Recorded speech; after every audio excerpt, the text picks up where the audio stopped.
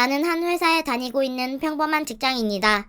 그리고 우리 팀에는 성격도 좋은데다 능력까지 있는 과장님 한 분이 계신데 쾌활하기도 하고 항상 웃는 얼굴로 지내서 직장 동료들에게 평이 아주 좋은 분이셨다.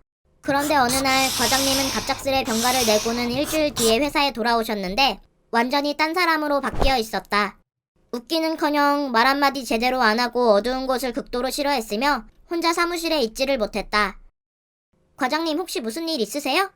내가 처음 이 회사에 입사하고부터 항상 나를 챙겨주셨던 과장님이셨기에 걱정이 된 나는 퇴근을 하고 과장님과 함께 회사 근처 고깃집으로 가 고민 상담을 해드렸다. 요즘 계속 표정도 안 좋으시고 많이 지쳐 보이시던데 무슨 일 있으신 거 아니에요? 내가 물어도 한참 동안 말없이 술만 드시던 과장님은 천천히 고개를 들고 내게 말했다. 림대리, 혹시 귀신이 있다고 믿어? 귀신이요? 그리고 그때부터 과장님은 믿을 수 없는 이야기를 시작하셨다. 사실 내가 병가를 낸 건 아파서가 아니라 결혼기념일이라 아내랑 여행을 가려고 한 거였어. 네? 그날 우리는 강릉에 예약한 펜션에 도착을 한 뒤 짐을 풀고 있었지. 그런데 그때 현관문 노크하는 소리가 들리는 거야. 그래서 문을 열었는데 아무도 없었어. 누구야? 아무도 없는데? 나는 바람에 부딪히는 소리인가 싶어 다시 들어가 짐 정리를 하려는데 누가 또 노크를 하더라고. 그래서 이번엔 재빨개 문을 열었거든? 그런데 역시나 아무도 없더라. 과장님은 심각한 표정으로 말했다. 처음엔 누가 장난치는 거라고 생각했지. 하지만 다음날 밖에서 놀다 들어간 공용 화장실에서도 누가 내 칸에 노크를 하더군. 왠지 어제 우리 방에 노크를 하면 장난친 그놈인 것 같아서 바로 열었는데 이번에도 아무도 없었어. 그래서 찝찝한 마음에 아내한테 말하고 다시 펜션으로 돌아가기로 했어. 아 맞다! 과일 사온다는 걸 깜빡했네. 여보 먼저 가 있어. 나 저기 편의점에서 과일 사가지고 갈게. 알겠어. 그러다 아내는 편의점에 들렸다 온다고 해서 나 혼자 펜션으로 돌아갔는데 또다시 어제처럼 누가 노크를 하는 거야. 그래서 이번엔 문을 열지 않고 문구멍을 들여다봤거든? 근데 문 앞에 아내가 서 있더라고. 아내분이요? 응. 그래서 안심하고 문을 열어줬는데 뭔가 좀 이상했어. 과일 사온다던 사람이 빈손으로 온 데다 굳은 얼굴로 말 한마디 안 하고 주방으로 가더라고. 이상하다 싶어서 따라 들어가려는데 여보 문 좀 열어줘. 과일 사왔어. 밖에서 아내 목소리가 들리는 거야. 그런데 그 순간 주방 싱크대 위에 있던 찬장이 부서져 내려앉았어. 그 모습을 보니 이곳에 있으면 안 될 것 같아서 급히 문을 열고 밖으로 나가는데 문이 닫히는 그 짧은 순간에 봤어. 뭐를요?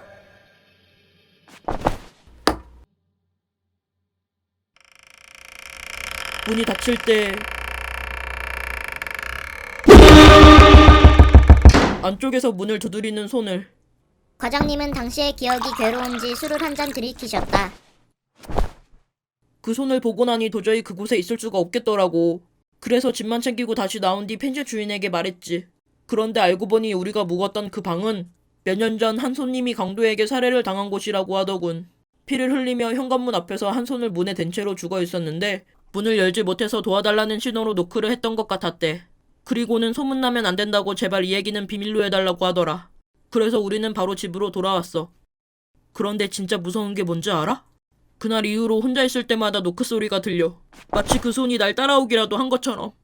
공포에 질린 얼굴로 말하는 과장님의 모습은 절대 거짓말이 아닌 듯 했다. 하지만 나는 도저히 믿을 수가 없었다. 과장님과는 다른 의미로 소름이 끼쳤다. 분명 과장님의 아내분은 1년 전에 사고로 돌아가셨는데 아내분이 돌아가신 건 회사 사람 누구나 다 알고 있었다. 그래서 처음에 힘들어하실 때 다 같이 위로를 해주던 모습도 기억이 난다. 근데 그 아내분과 함께 펜션이라니. 아참, 아내한테 술 마시고 간다고 말을 안 했네. 잠시 통화 좀 할게. 과장님은 아내분께 전화를 해야 한다고 말하며 통화를 하는데 정말 놀랐던 건 여보세요? 분명 그 전화를 받는 사람이 있었다는 것이다. 그 모습을 보자 나는 온몸이 굳어 아무 말도 할 수가 없었다.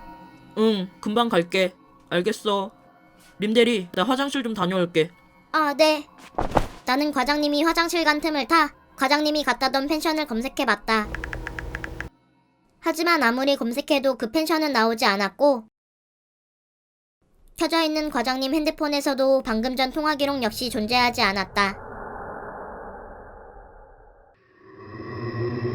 과연 과장님은 누구와 어디로 여행을 간 것이며 내가 들은 통화 상대는 누구였던 걸까? 나는 친구가 없다. 여자친구는 물론이며 친한 동성 친구들조차 없다. 뭐 남들이 보면 사교성이 부족하다고 할 수 있지만 사실 나도 남들과 어울리고 관계를 유지하는 것에 에너지를 쏟는 것이 너무나 피곤했다. 그래서 나는 영화 보는 것을 좋아한다. 누구와 대화할 필요도 없고 그저 스크린만 바라보면 되는 거니까. 때문에 나는 주말마다 영화관으로 향했다. 예전에는 멀티플렉스 같은 큰 영화관을 좋아했지만 요즘은 인디 영화 상영관에 푹 빠져 있었다. 유명하지 않거나 신인 감독이 만든 신선한 내용의 인디 영화는 정말 매력적이었다. 또한 사람이 많지 않아 한적한 객석도 마음에 들었다. 그리고 그렇게 평범한 날들을 보내던 어느 날, 그날도 여느 날과 다름없이 영화관에서 티켓을 뽑고 기다리는데 선글라스를 낀 여자가 내게 다가왔다. 낯선 사람이었기에 경계했지만 여자는 환한 얼굴로 말했다. 안녕하세요. 혹시 이 영화 보러 오셨나요? 네, 왜 그러시죠? 아, 실은 제가 이 영화를 찍은 감독이거든요. 나림림 감독님이신가요? 네, 맞아요. 다름이 아니라 이번에 관객 이벤트를 하고 있는데 혹시 영화 보고 나서 감상평을 들려주실 수 있나요? 네? 감상평이요? 갑작스러운 상황이라 나는 당황했다. 평소 여자와 대화할 일이 없는데 심지어 감독이라니. 사실 평소에 나라면 당연히 바로 거절했을 것이다. 그런데 감독이 미소를 짓는 순간 나는 심장이 두근거리는 것을 느꼈다. 아, 네, 알겠습니다. 그래서 감독의 제안에 수긍을 했고 괜히 부끄러워 상영관 안으로 서둘러 들어갔다. 그리고 잠시 후 시작된 영화는 B급 공포 영화였다. 주인공인 여자가 누군가에게 납치되어서 창문도 없는 밀실에 감금되는 내용이었다. 솔직히 영화는 별로 마음에 안 들었다. 공포 영화는 좋아하지만 너무 잔인하거나 고어한 연출은 좋아하지 않았는데 이 영화는 내가 싫어하는 부분만 잔뜩 들어가 있었다. 하지만 중간중간 여자의 미소가 계속 떠올라 나는 영화를 보는 내내 그녀에게 뭐라고 이야기하면 좋을지 그것만 생각했다. 그리고 마침내 영화가 끝난 뒤 밖으로 나오니 여자는 미소를 지으며 날 기다리고 있었다. 재미있게 보셨나요? 기대감에 찬 목소리로 묻는 그녀의 모습에 나는 어떤 말을 해야 할지 고민을 하고 있는데 그녀가 다시 말을 꺼냈다. 이 근처에 제 사무실이 있어요. 차기작을 위해 설문조사 겸 감상을 이야기해 주실 수 있나요? 사실 이번 영화가 데뷔작이다 보니 여러모로 신경이 쓰이네요. 네? 아, 물론 길게 시간 잡아먹지는 않을 거예요. 시간 내주신 것에 대한 사례도 충분히 드릴 거고요. 네, 알겠습니다. 어디로 가면 되죠? 나는 여자와 함께 이야기를 나누며 그녀의 사무실이 있다는 곳으로 걸어갔다. 그리고 가는 동안 여자는 영화 감독으로 데뷔하게 된 계기나 영화를 찍었을 때의 비하인드 같은 것을 말해주었고 나는 귀 기울여 들었다. 그렇게 들어주다 보니 어느새 사무실이 있다는 건물로 도착했다. 엘리베이터에서 20층 버튼을 누른 여자는 조금 쑥스러운 듯 물었다. 아까 제 영화 어떠셨어요? 솔직히 말하면 영화는 최고로 재미없었지만 나는 여자를 실망시키고 싶지 않았다. 단순한 이야기지만 오히려 공포영화다 보니 직설적인 것이 좋았어요. 구도 같은 것도 신선했고요. 일반적인 영화의 구도가 아닌 새로운 것을 추구하고 싶었는데 그 부분은 잘 전달된 것 같네요. 그 외에도 색감이나 스토리도 생각보다 괜찮았어요. 근데 주인공이 결국 밀실에 갇혀 괴로워하다가 죽는 내용이던데 감독님의 의도가 궁금해요. 뭘 전달하고 싶으신 거예요? 내가 여자에게 묻는 순간 엘리베이터 문이 열렸다. 그리고 그곳에는 제작사의 이름이 새겨진 문이 하나 있었다. 여자는 열쇠로 문을 열고 나를 사무실 안으로 이끌었다. 낮이었음에도 불구하고 방에는 커튼이 쳐져 있었고 때문에 사무실 안은 캄캄했다. 아, 미안해요. 작업 관련해서 연락이 왔네요. 조금만 기다려줄래요? 네, 천천히 하세요. 내 말에 여자는 문을 지탱한 채 통화를 하기 시작했다. 나는 실내를 둘러봤다. 사무실에 별다른 가구는 없었다. 책상 하나와 의자 몇 개만 있을 뿐 그 외에 탕비실이나 화장실 따위는 보이지 않았다. 그런데 왠지 모르게 이 방이 낯이 익었다. 기분 탓인가? 어두운 공간에 있는 것이 내심 답답했던 나는 창가에 다가가 커튼을 젖혔다. 그러나 창문은커녕 커튼 뒤에는 벽으로 가득 차 있었다. 나는 덜덜 떨리는 손을 감추고 천천히 뒤돌아 여자를 쳐다봤다. 그녀는 처음에 봤을 때 보여준 그 상냥한 미소를 지으며 현관 밖으로 나가 조용히 문을 닫았다. 감추려 했던 손은 더 심하게 떨리기 시작했다. 실내에서 바라본 현관문은 손잡이가 없었다. 그리고 그제야 깨달았다. 이 방은 영화 속 주인공이 갇힌 밀실과 똑같이 생겼다는 것을. 나는 사귄 지 2년 정도 된 남자친구가 있다. 처음 봤을 때부터 완전히 내 이상형이었던 데다가 굉장히 매너 있는 행동과 자상하고 배려심 많은 성격에 반해 우리는 곧 사귀게 되었다. 어때? 입맛에 맞아? 응, 너무 맛있다. 우리 오후에는 어디 갈까? 영화 보러 갈까? 영화? 좋지. 갑자기 공포영화 땡긴다. 자긴 어때?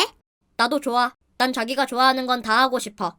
사귄 지 2년이나 됐지만 그는 처음 봤을 때와 똑같이 항상 나에게 다 맞춰주고는 한다. 딱 하나만 빼고. 아니다. 우리 타로점 보러 갈래? 이 근처에 유명한 타로집 하나 생겼다던데? 타로? 자기야, 그런 건 보지 말라니까. 다 거짓이고 상술인데 뭐하러 봐. 사실 나는 간간히 재미로 점을 보고는 했는데 남자친구는 미신 같은 걸 굉장히 싫어했으며 단순히 재미로 내가 점을 보는 것도 안 좋아했다. 그냥 재미로 보는 거지 뭐. 그리고 가끔가다 진짜 용한 데서 보게 되면 하나같이 다 맞춘다니까? 자기야, 그런 건 다음에 보고 오늘은 영화 보러 가자. 이번에 영화 ING2가 새로 나왔대. 자기 저번에 이거 재미있게 봤잖아. 어때? 그래서 남자친구와 사귄 뒤로는 점 같은 건 볼 수가 없게 되었다. 그래? 알겠어. 그럼 영화 보자. 그리고 그렇게 평범하게 지내던 어느 날 내 생일을 맞아 남자친구를 만나러 나가려는데 친한 친구에게 전화가 왔다. 절친아. 림림아, 생일 축하해. 오늘 남친이랑 툰툰동 가서 점심 먹는댔지? 고맙다, 절친아. 응, 지금 나가려고. 내가 어제 외근 있어서 툰툰동 갔었는데 거기에 손금 봐주는 집 새로 생겼더라? 손금? 응. 그래서 너랑 나중에 같이 와볼까 하다가 그냥 어제 나 혼자 들어가 봤거든? 근데 대박! 완전 신통방통해! 진짜? 그 정도로 잘 봐줘? 응. 정말 소름 끼칠 정도라니까? 그래? 친구에게 새로운 정보를 얻은 나는 남자친구를 만나자마자 그 점집에 대해 얘기를 했다. 정말 궁금하지 않아? 절친이가 그렇게 용한 집은 처음 봤대. 자기야, 내가 말했잖아. 그런 건 다. 알지. 근데 오늘 내 생일이잖아. 그냥 생일 선물 준다 생각하고 한 번만 같이 가보자. 응? 예상대로 남자친구는 가기 싫다고 했으나 나는 생일 선물이라는 핑계로 계속 졸랐고 결국 우리는 그 점집을 가게 되었다. 물론 점집에 들어올 때까지도 남자친구의 표정은 뾰루퉁했지만 나는 개의치 않고 안을 둘러봤다. 점집 안의 분위기는 어두웠으며 은은한 보라색으로 빛이 나고 있었다. 그리고 그 가운데에는 점쟁이 한 명이 낡고 오래된 옷을 입은 채로 테이블 앞에 앉아 있었고 그녀의 손가락에는 많은 반지가 끼워져 있었다. 한마디로 누가 봐도 점을 치는 사람처럼 보였다. 나는 내심 긴장을 하며 남자친구를 데리고 그 앞에 앉았다. 우리가 앉자 점쟁이가 입을 열었다. 자, 누구의 손금을 볼까요? 제 남자친구부터 봐주세요. 나는 남자친구의 손을 잡아 내밀었고 남자친구는 마지못해 손을 펼쳤다. 그러자 점쟁이는 그 손을 잡은 뒤 주름을 따라서 손가락을 문지르기 시작했다. 남자친구는 도움을 청하듯 고개를 돌려 나를 바라보았다. 약간 안절부절해 보이는 그 표정이 귀여워 나는 속으로 웃음을 터뜨렸다. 그렇게 얼마나 지났을까? 생각보다 시간이 오래 걸려 점점 지루해지려는 찰나에 점쟁이의 손이 점점 떨리는 것이 보였다. 그녀는 미간을 찌푸리고 입술을 깨물었다. 그리고는 눈을 크게 뜨며 입을 벌린 채 놀란 듯한 신음을 내었다. 왜 그러세요? 당황한 내가 말을 걸자 숨을 헐떡거리던 점쟁이가 벌떡 일어났다. 동시에 그녀가 앉아있던 의자가 뒤로 쓰러지며 쿵 소리를 내었다. 점쟁이의 손가락은 아직 남자친구의 손바닥에서 떠나지 않았다. 살인이야! 덜덜 떨던 그녀가 비명을 지르듯 외쳤고 공포에 질린 얼굴로 남자친구의 손을 놓았다. 세상에, 지금까지 본 것 중 가장 잔인하고 끔찍해. 살인이라니. 점쟁이의 말에 남자친구는 그대로 온몸이 굳은 듯 보였다. 하긴 점집에서 살인이라는 단어를 들을 거라고 누가 생각했겠어. 나는 그대로 자리에서 일어나 남자친구를 데리고 바로 밖으로 나왔다. 하지만 남자친구는 충격에서 벗어나지 못한 듯 했다. 자기야, 신경 쓰지 마. 괜히 저런 말해서 사람 마음 싱숭생숭하게 한 다음 부적 같은 거 팔려는 거였을 거야. 자기 말대로 상술이지 뭐. 내가 위로를 했지만 남자친구는 내 목소리가 들리지 않는 듯 했다. 안 되겠다. 잠시만 여기서 기다려. 내가 다시 가서 한마디 하고 올게. 나는 점쟁이에게 따지기 위해 다시 점집으로 들어갔다. 점쟁이는 여전히 공포에 질려있는 것 같았다. 이봐요. 너무 무례한 거 아니에요? 솔직히 진짜로 미래를 보는 것도 아니잖아요. 그저 재미로만 보는 건데 살인이라니요? 적당히 좋은 말만 할 수도 있었던 거잖아요. 내 말에 점쟁이는 천천히 고개를 들어 나를 쳐다봤다. 아니, 정확히는 문 밖에 서 있는 남자친구를 보는 것 같았다. 저기요, 생각해보세요. 점 보러 갔는데 살인당할 거라는 소리 들으면 기분이 좋겠냐고요. 아가씨. 내가 다시 한마디 하려는 순간 점쟁이가 떨리는 목소리로 말했다. 나는 미래를 얘기한 게 아니에요.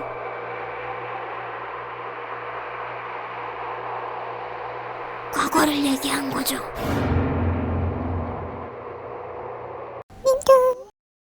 지금 30분째 화장실에서 나가려고 하는 중인데요. 나갈 수가 없어요. 분명히 샤워하고 물기 닦은 뒤 잠옷 입고 나갔거든요? 그런데 다시 화장실로 들어와 있어요. 문도 닫혀 있고요. 그래서 처음엔 제가 착각한 건 줄 알고 다시 나가려고 했어요. 문고리 잡아 돌린 뒤 문을 열고 나갔죠. 하지만 다시 화장실 안으로 들어와 있어요. 전혀 착각이 아니었던 거예요. 저는 샤워할 때마다 핸드폰을 들고 오거든요? 제가 혼자 사니까 혹시 모를 일을 대비해서. 그래서 일단 엄마한테 전화를 했어요. 그리고는 제 상황에 대해 얘기를 했죠.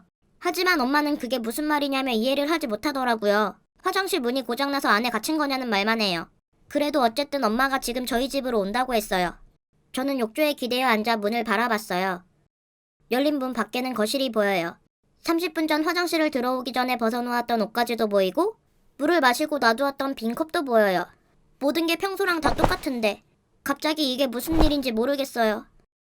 그런데 지금 다시 보니 문이 닫혀있네요. 저게 언제 닫힌 걸까요? 잠깐 눈 한번 감았다 뜬 것뿐인데 그 사이에 닫힌 것 같아요. 참고로 전 미치지 않았어요. 병이 있다거나 하지도 않고요. 엄마한테 전화가 와서 받았더니 지금 저희 집에 들어왔다고 하네요? 그러면서 왜 대답을 안 하냐고 물어요. 전 무슨 말이냐고 되물었죠. 엄마가 지금 화장실 문 두드리며 계속 부르고 있다고 하는데 제가 바라보는 문 밖에는 아무 소리도 안 나요. 전 화장실 문을 다시 열어봤지만 아까와 똑같이 거실만 보일 뿐 엄마는 여기에 없어요. 전 다시 나가봤어요. 그런데 역시나 다시 화장실 안에서 닫힌 문을 쳐다보고 서 있네요. 전화기에선 잠시 소란스러운 소리가 나더니 조용해졌어요. 엄마가 공구로 문 손잡이를 떼어냈대요. 하지만 여전히 문이 안 열려서 손잡이를 떼어낸 동그란 구멍으로 안을 들여다봤는데 제가 보이지 않는데요. 그저 텅 빈 화장실만 보일 뿐이래요. 근데 제 문에는 동그란 구멍은커녕 손잡이가 그대로 있어요. 정말 어떻게 해야 할지 모르겠어요. 엄마가 문 자체를 쓰러뜨려 보겠다고 아빠를 불렀는데요. 그런데 그때 가서도 화장실이 텅 비어있으면 어떡하죠? 저는 계속 이 화장실에 갇혀있는데 말이에요. 핸드폰 배터리는 벌써 24%밖에 안 남았네요. 화장실 안에 충전기도 없는데 핸드폰마저 꺼지면 저는 바깥 세상이랑 연결되는 유일한 수단을 잃어버리는 거겠죠? 엄마가 오기 전에 제가 먼저 문을 쓰러뜨려 볼까요? 물론 소용은 없겠지만 아무것도 안 하면 정말 미쳐버릴 것만 같아요. 예전에 무슨 책에서 읽은 적이 있는데 문을 열 때는 어깨로 치지 말고 손잡이 쪽을 발로 차야 한다고 했거든요? 별 소용이 없네요. 손잡이가 꿈쩍도 안 해요. 애초에 이 문에 약한 부분이 있긴 한 건지 모르겠어요. 정말 나갈 수 있는 방법이 없는 걸까요? 평생 이 안에 갇혀있게 될까봐 겁이 나요. 왜 하필 제게 이런 일이 생긴 건지. 아 참! 이 화장실에 창문이 있어요. 작긴 하지만 바깥 상황을 볼 수 있다고요. 이런, 창문이 잠겨있네요. 잠금 장치가 풀리지도 않아요. 전 이 창문을 한 번도 잠근 적이 없는데 왜 잠겨있는 걸까요? 너무 화가 나서 창문 위에 달린 블라인드를 뜯어내 바닥에 던져버렸어요. 그리고 창문을 다시 쳐다보는데 창문이 열려있어요. 그렇게 힘줘도 안 열리던 게 언제 열렸죠? 아무튼 창문 밖으로 고개를 내밀었어요. 밖이 너무 깜깜해요. 이렇게 어두우면 안 되는데 분명 지금은 낮이어야 하는데 저는 제발 누구라도 듣기를 바라면서 소리를 질렀어요. 도와달라고 말이죠. 하지만 밖은 여전히 깜깜하기만 할 뿐 다른 인기척은 들리지 않아요. 모든 게 약간 음소거가 된 느낌이네요. 그래도 이 소름 끼치는 화장실보단 밖이 나을 것 같아서 창문 밖으로 몸을 더 빼내려는데 창문이 닫혔어요. 저는 어느새 다시 화장실 한가운데에 서 있어요. 뜯어내 던져버렸던 블라인드도 원래 자리에 붙어있네요. 엄마한테 문자가 왔어요. 아빠랑 함께 문에 경첩을 풀고 문을 뜯어냈대요. 근데 화장실 안에 제가 없대요. 안 보인대요. 그러면서 사진을 한 장 보내주는데 정말 텅 빈 화장실만 있을 뿐이에요. 전 엄마한테 다시 전화를 걸었어요. 엄마랑 아빠는 경찰에게 도움을 청하고 있는지 전화를 받질 않네요. 제가 이곳을 나갈 수 있을지 모르겠어요. 부모님 목소리를 들을 마지막 기회일 수도 있는 건데 통화가 안 되니 답답해요. 이제 배터리가 1% 남았거든요? 제가 만약 이 화장실에서 나가게 된다면 추가 동영상을 올릴게요. 하지만 동영상이 안 올라온다면 전 아직 여기 있는 거겠죠?